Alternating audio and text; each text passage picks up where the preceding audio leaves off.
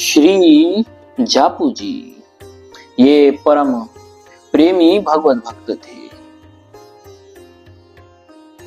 नित्य ही संत भगवंत सेवा एवं उत्सवों की धूम आपके यहाँ मची रहती थी। अपना सर्वस्व व्यय करने के बाद आप संत सेवा के निमित्त राहजनी करने लगे।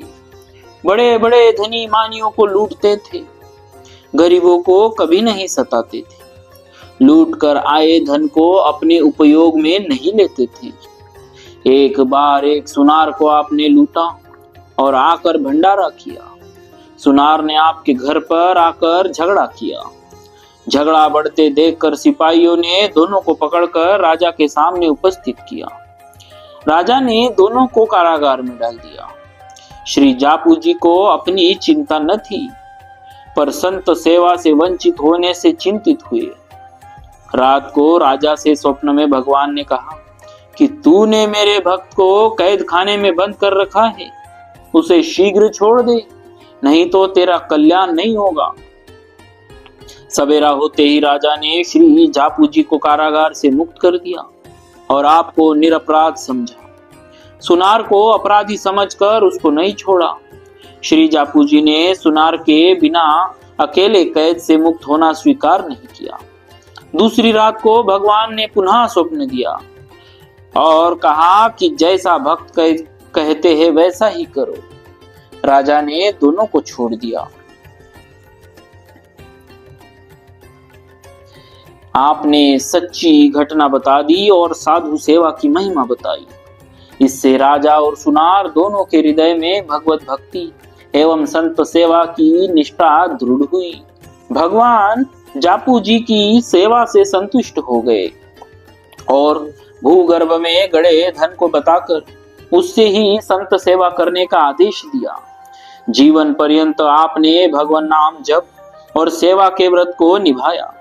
उससे प्रभावित होकर अनेक लोगों ने भी भक्ति व्रत ग्रहण की।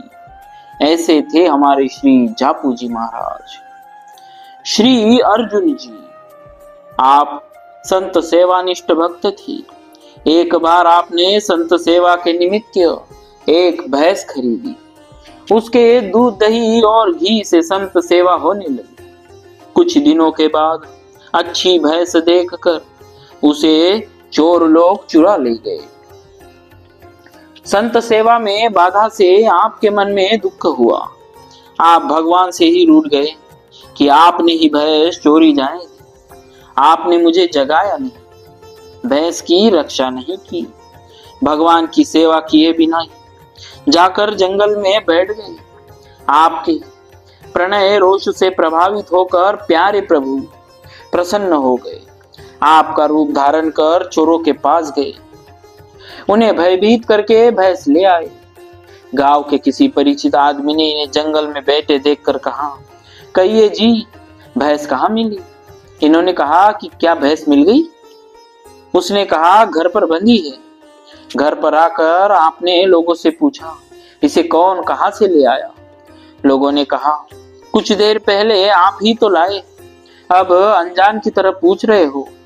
यह सुनकर आपने समझ लिया कि यह लीला श्री लीला बिहारी जी की है।